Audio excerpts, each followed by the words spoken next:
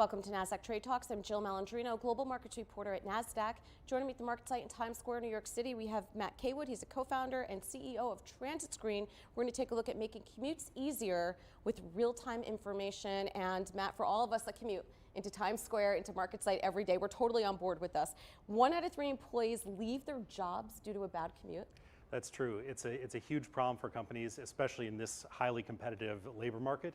And companies don't generally do a great job of managing commute for their employees. And we've found that that's one of those areas where everyone can improve. And we've developed solutions that enterprises and real estate companies can also use to enhance the commute experience. So that's really interesting because not only is the job stressful, but the commute itself can be just as stressful. It's not like your MTA Transit is using the app. The companies themselves that you actually work for would provide the app to employees? That's right. So the commute is the first thing you do every day and the last thing you do every day. It really shapes your experience of a whole job, right? And so what we've found in creating this new sector of software is that companies can do a lot more and are interested in doing a lot more to manage the commute. You know, if your HR problem is retention and you're losing employees because of a bad commute experience, do you really want to leave your employee churn up to the MTA? Maybe not. Right. So, okay, so coming into New York here, we have New Jersey Transit, we have MTA, we have Long Island Railroad, we have the subway, we have ferries. All of those different transit systems would be on one app, and you'd go on your Nasdaq intranet, and it would be there. That's right. So it's an ensemble of solutions. So we have a mobile app, we have digital software that powers screens in the lobbies, or that powers your intranet site.